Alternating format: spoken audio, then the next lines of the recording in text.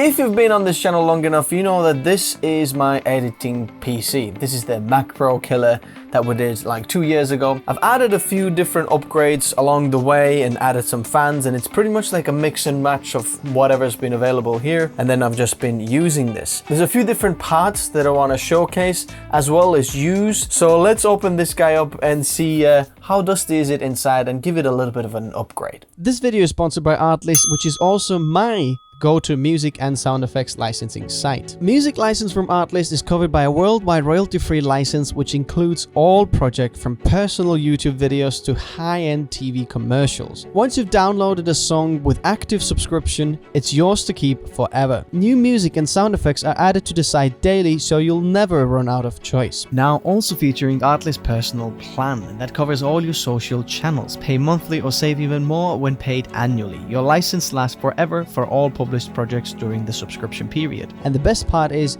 if you sign up through the links in the description below, you'll get 2 months for free. So check out Artlist in the video description below. So, first of all, you're probably wondering, what am I running? So basically, in the middle of this is a Ryzen 3950X. I haven't actually, had time to upgrade and, the finances either to upgrade. So it's been a great working processor. It still works and does everything I do. I can see that it's slowing down a little bit these days, but you know what? It's completely fine. It's still gonna go, so I'm gonna keep running it as long as I can.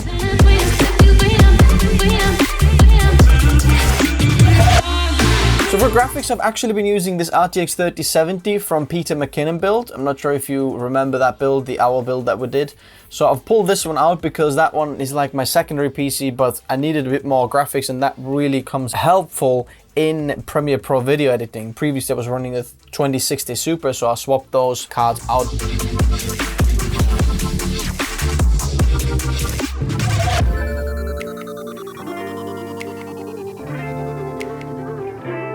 The motherboard's out. As you can see, this is the MSI X570 Prestige Creation. I bought this like 2 years ago. It's now end of lifetime, so they don't actually sell it anymore. But one of the best bits about this is like lots of fast USB ports, 10 gigabit Ethernet, 2.5 gigabit, I think it's 1 gigabit Ethernet actually. I wish MSI still continued to do creator boards, because since they discontinued this one, they actually haven't upgraded their creator motherboard line. I was also using the M.2 expansion card on there, and there's 2 M.2s inside over here as well as 2 on the actual motherboard. So I've been using 4 M.2 slots for my workflow. There's 2 hard drives and 2 SSDs that I still want to get out. So one of them is over here. This is the SATA SSD that I've been using for some of my projects as well. If I don't have enough storage on like the project drive that I have, then this is like my secondary one. This is 1 terabyte SATA one from Team Group T-Force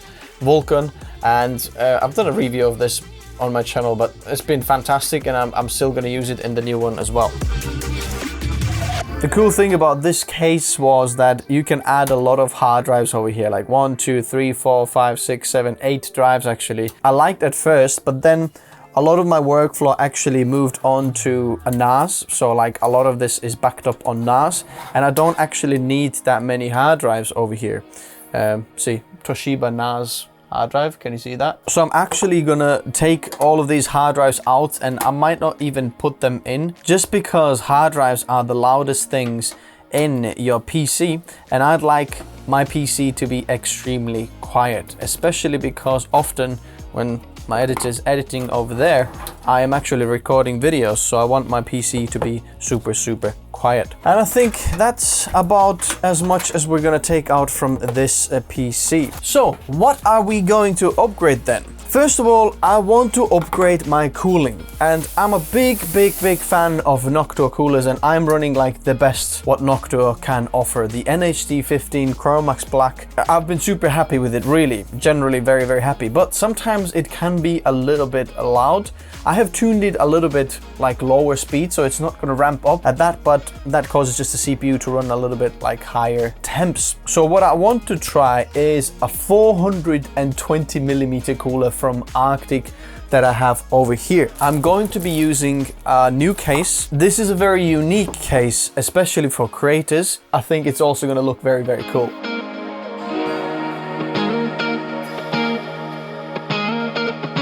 So this guy over here is called the BeQuiet Silent Base 802, and one of the main key features about this case is that this case supports 420mm front cooling, which I am super excited about. Obviously you can change the panels to be either silent or like cool panels, depending what you want, you know, like an airflow panel. I think there's a airflow panel over here. Let's have a look. There we go. So if you want an airflow panel in the front or top, you see, then you can just swap them out. It has a lot of the same features. If I want to, I can add all the hard drives over there, but now I can be supported by 420mm cooling. And the front panel, like on the previous case, I had to open it all the time to let, you know, air in. I want it to stay open completely all the time, so that's why we have this over here. Another cool thing about this case is that the case supports like actual cooling fan on the bottom over here. So if you've got a GPU or whatever over there, you can actually pull some of the air from the bottom over there and then push this to the GPU, which I'm so going to be doing. Also, the back panel has a lot of sound dampening, like my Corsair previous case, but I expect this one to be even more silent than the Corsair case because the fans are better. Corsair fans aren't really the quietest fans. So if you're running the solid front panel over here, then you've got obviously noise dampening on the other side, and the air intake is actually on both sides over there, here on the side, which I think is actually quite enough. But I like this front panel more just because the pattern is nicer than this solid front panel, so we're gonna change that one out.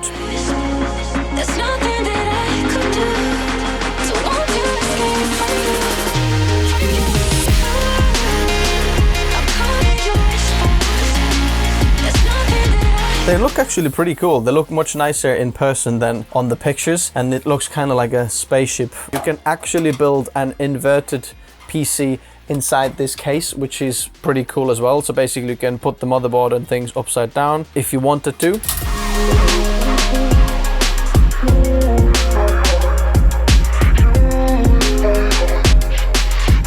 It doesn't fit with the included bottom fan. That is interesting. So there has to be a little bit of a modification because the Arctic coolers come with massively thick radiators, which is like part of their cooling secret.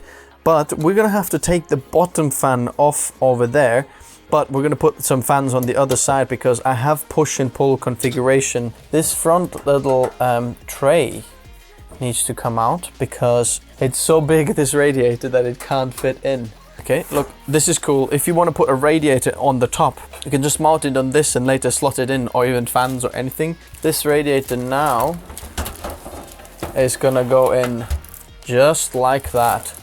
Wow, this is gonna look big. Without the bottom fan, we're gonna be completely fine, but we're gonna run the push and pull configuration, so we're gonna be pushing through from the other side as well. And I'm gonna put another fan on the bottom over here that pulls the air from the bottom up, and then over here, so we're gonna have pretty like low RPM of fans.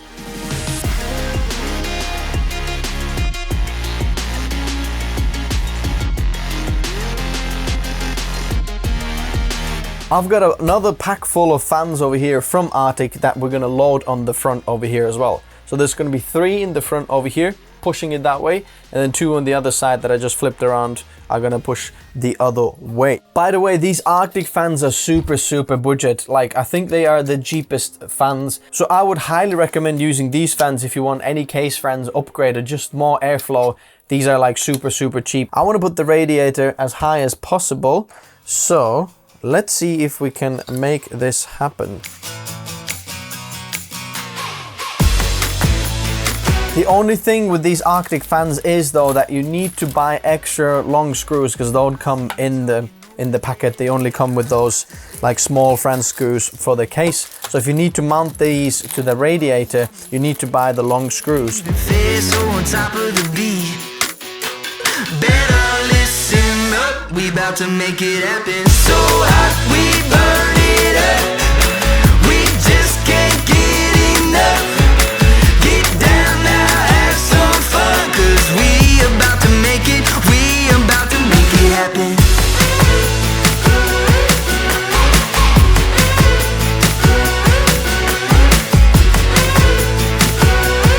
Okay, I also realized one thing, which is that if you have an E80X board over here, which I have, then the motherboard is gonna go from this side all the way to these covers over here, which means that I can't pull my 24-pin ATX over without taking these off, and I'd rather not take these off because it's gonna look very, very ugly. So I'm thinking we're gonna have to move all of our motherboard over to this Gigabyte Aero GX570S. And here's the reason: because it's ATX size, we have quite a lot of M.2 storage, and it's gonna fit our white and black color theme as well. I didn't plan to do this, but I think now we're gonna have to use this. The big downside for this board is that I don't have a 10 gigabit LAN. Now I have two NAS over there. One is 1 gigabit and one is 2.5 gigabit. So I'm gonna have to kind of compromise on that. We're about to make it happen. Better listen up.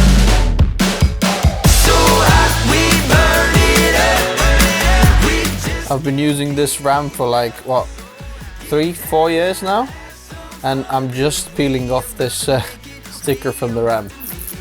I guess I never saw it on there.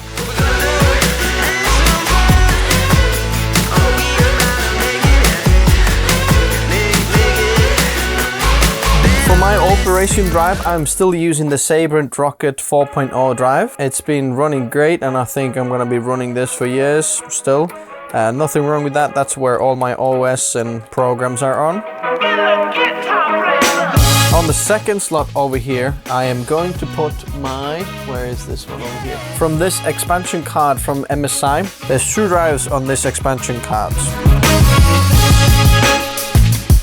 So then, for the secondary drive over here, we're gonna put the Cardia Z440. It's also PCIe 4.0 drive, and it is my project drive at the moment. So the main project that I have is that one. So that's the secondary drive. Then the third drive is gonna be this old Samsung 950 Pro.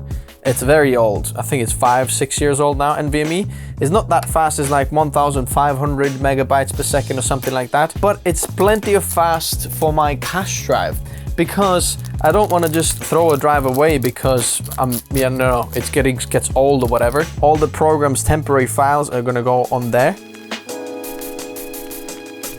So another thing you might be wondering is, why didn't I use the ASUS ProArt X570 board? And the reason for that is that I want to keep that one out there, and I don't want to like keep it in use in any of my systems, because this is a great board for another like creative like builds or whatever. So whenever I'm getting some kind of processor that's compatible with AM4, or we need to do a creative build, I want to use that one over there. Actually, probably turns out good to use this Gigabyte board after all, because I did have this one like fan issue on the MSI board, and I honestly think this is like my motherboard fault, and it's been there since the beginning of the board, like ever since I can remember. But at first I thought, oh, maybe there's something I don't know, and that's why this is happening over there. But actually, I've been talking to MSI, and like no one has figured out why the problem is. Basically, the motherboard goes like into a limp mode randomly, and I can't tell you like when or why. It's just completely random. So it's good to know that now this board works fine. And then the fourth drive I have is also a project drive, a secondary project drive, because one is like not big enough. This is like where all the big builds, like probably like this one as well, because it's probably about like 1 terabyte in size, the whole project. So this is the Kingston KC3000, and I'm gonna have to make a video updating this drive, because on my review I actually completely under benchmarked this drive over there.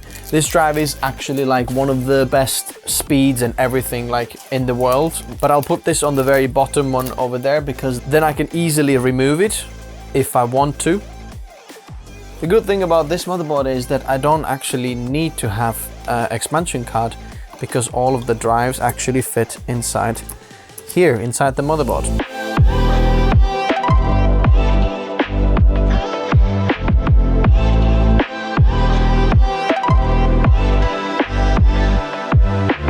Motherboard is in.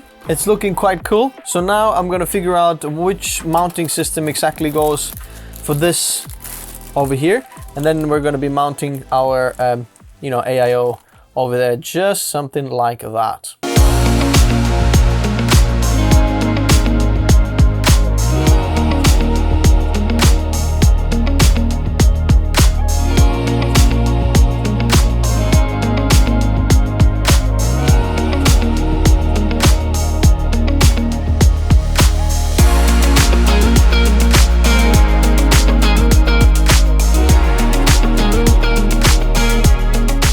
And for the case fans, I have something very interesting over here as well.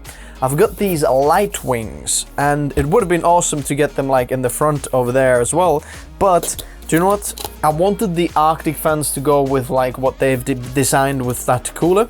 So now we have this ARGB hub, and these are the light wings 140mm PWM. So these are like case fans. They're not the high speed ones, so they're slightly slower over here. But what we're gonna be doing is putting 2 of these on the top over there as exhaust and 1 on the back. So this is probably going to be looking really, really cool. Then we're going to take one of the case old fans that we had over there, and then we're going to put it on the bottom over there and then let it blow up like that, like this way upwards.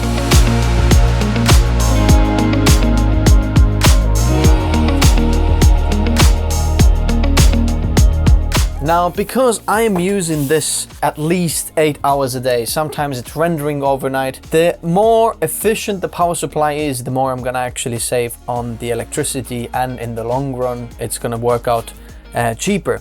So I have something from BeQuiet as well, because this is kind of like a BeQuiet theme apart from this Arctic over here. We're gonna be using the Dark Power 12. This is 850 watt power supply. So this should be like plenty for all of my needs over there. But this is 80+ titanium rating in terms of power efficiency, which means that no matter what load you have on your PC, I am over 92 or 94% in terms of efficiency rating. So let's get this mounted then.